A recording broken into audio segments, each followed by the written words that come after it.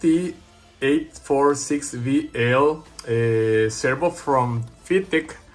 Feetech was quite kind enough to send me this servo in order to test it and to show you this review. So they claim that the servo delivers 32.5 kilograms or 13 ounces running on 6 volts, or 40 kilograms or 46 ounces running on 7.4 volts, right? The speed for this servo is 0.185 or 185 seconds, or running on 6 volts, or 0.151 seconds running on 7.4 volts. So this is pretty impressive. It's pretty cool. It has a standard size. It's a little bit tall, I will say, but it's what is expected from this kind of servo. So I already have it out of the box, and look at this, so cool. The whole servo, or the case of the servo, is made from aluminum, pretty nice. And all the gears that has been used on it are made from steel. So pretty cool. We will see once it's installed and running, but on paper it looks great. And once we try it, I'm pretty sure it won't disappoint. Next, we will use an old friend of all of us. Is the Hobbywin 1080. This is the Gen 1. This motor with this ESC is, I mean, they work like a charm. I mean, this is a great match. So what else? And finally, for the transmitter, we'll be using the, let me move a little bit the camera. We will be using the GT5 from FlySky, and this is, for me, if not the best, one of the best radio controllers for the, or one of the best transmitters for the crawler world. Okay, let's move forward. I have to solve the motor and the ESC. I'll be back in a sec. Okay, I already sold the ESC to the motor right here. I won't say that is the best of my jobs, but it will do the job. So, and it's funny because I was about to install the receiver and transmitter and program the transmitter, and then I realized that I forgot something super important: the drive shafts. So, for the drive shafts, this specific chassis has a special configuration, since all the weight is toward to the front. So you will require a really short front drive shaft and a really long one for the rear one. So I bought the ones recommended by Endura for this kind of chassis. Right now I don't remember the exact lengths, but I'm gonna put them in this description right here. So let's do it and install them.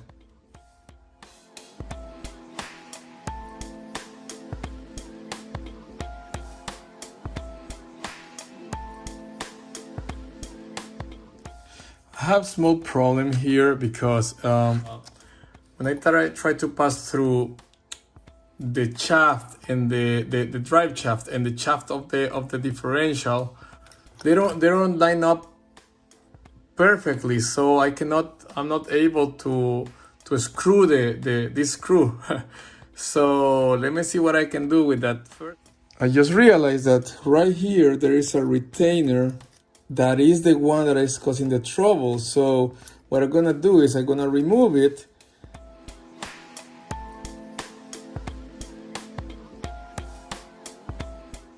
So this is the retainer I just removed. I don't see that this shaft goes anywhere. So I think we'll be good.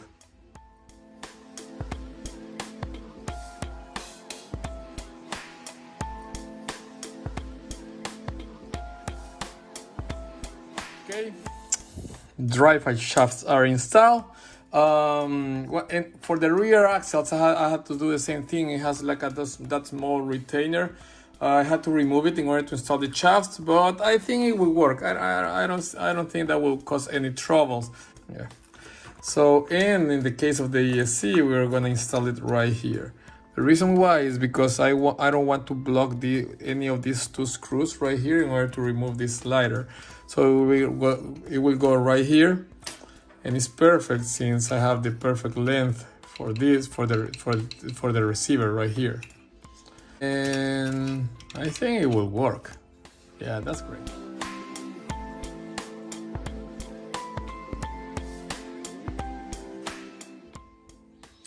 Okay, easy install. So now let's install the servo.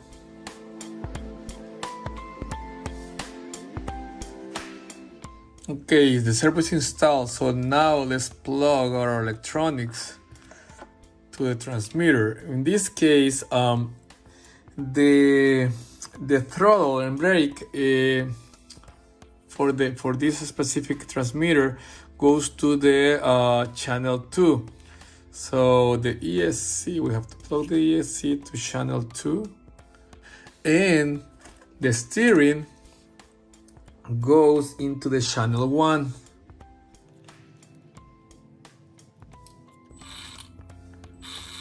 We got it, guys.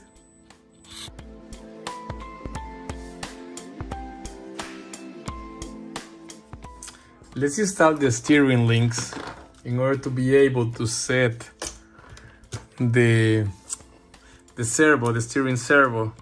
Okay, let's do it.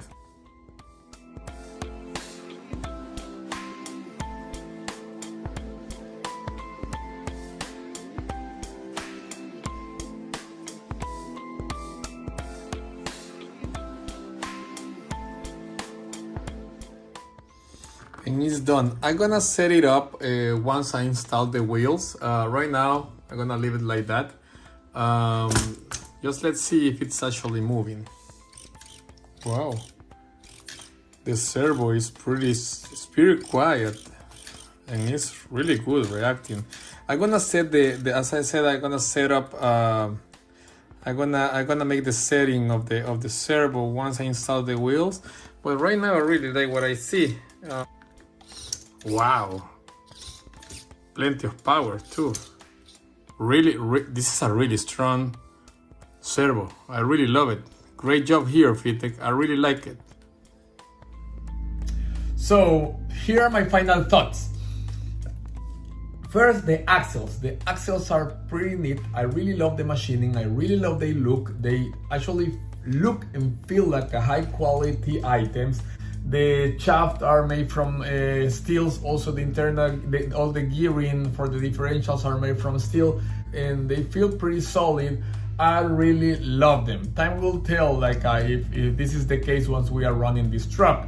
This chapter wasn't related with the chassis yet. I have to say some stuff. Now that I put everything together, the chassis is not that straightforward. It's not a straightforward chassis. I had to put a lot of thought in some. For example, when I installed the axles, my shocks were rubbing the actual chassis, so I had to play with the length of the links. You will have to make a lot of tuning in order to get a good setting, or a setting that will work with this. For example, I'm a little bit concerned about the front axle, not because of the axle, but for the geometry of the chassis. As you can, I don't know if you can see how the axle has this movement. It rotates a little bit when it goes up. The other thing is I'm not getting that much travel in the front axle, and the reason why is because these links are too short, and I don't feel that happy with these bended links that they offer in it. You can change them, and actually I think this is what I'm gonna do. Instead to install, I'm gonna change these links, and I will use this location instead of this one, and I'm gonna get some shorter links in order to get a better articulation. And I think if you do that, I don't think you have to change these bended links. Next one, the motor, I won't talk that much about it. It's a Crawlmaster Sport of 12 turns. This is a great motor. It's an amazing product. So there's not much to say. That same story with for the Hobby Wing 1080. This is one of the